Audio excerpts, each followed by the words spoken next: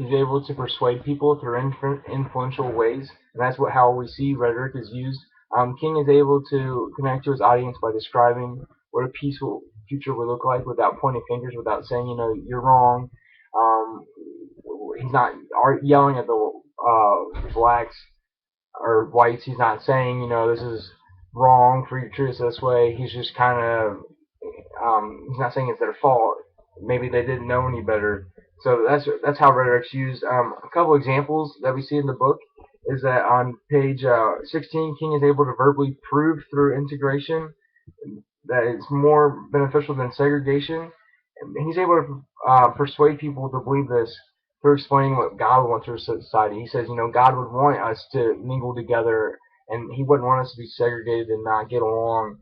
He's able to use some comparisons, and he's also on page 117 able to stress the difference between making holy actions and unholy actions. This example of rhetoric kind of really shows, we don't want to be seen as right, an inarticulate mob through unholy actions. We want to be seen as righteous. We want to be seen as doing the right thing, and that's how King is able to persuade people through his rhetoric. He wants them to be seen as doing the right thing. He's able to show a lot of hope for them, and he was able to interpret things for them. He was able to act as an interpreter between the black world and the white world, kind of let the blacks and whites know what the other one was thinking, kind of give the blacks an idea of what the whites thought of them, and give the whites an idea of um, how blacks are being treated when maybe they didn't really realize that. So next, it's important for us to talk about um, some of the leadership styles and behaviors that were used, and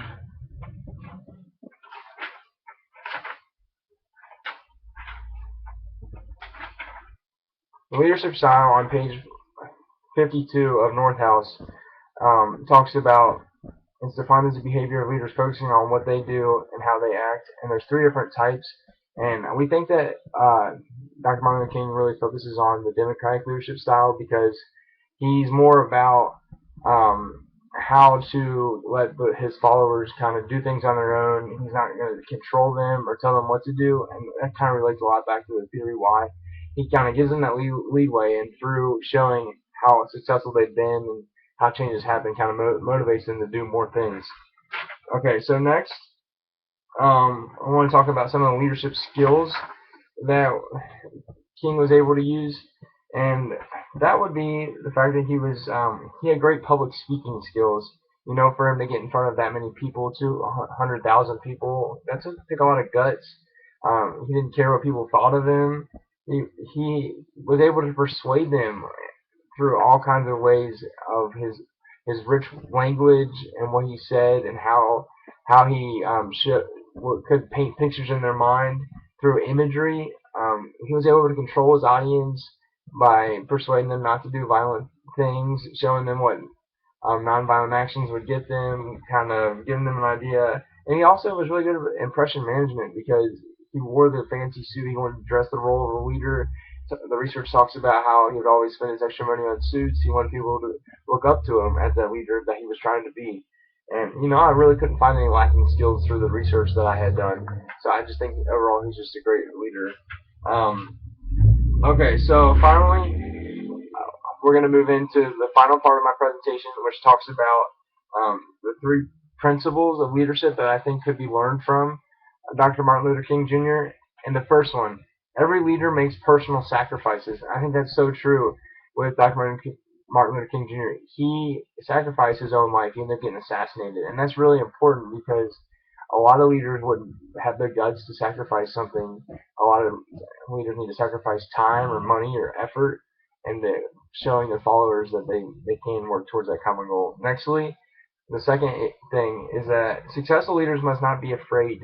If a leader is afraid to achieve their dreams, they'll never have followers.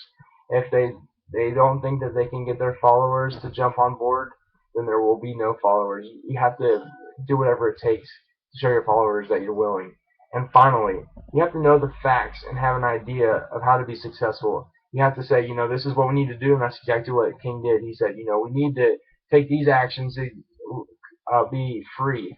And you have to know the facts and show them that you have an idea of what you're doing. Because if you lack confidence or just kind of disorganized, don't really show a lot of enthusiasm, you'll never be able to get your followers to follow you.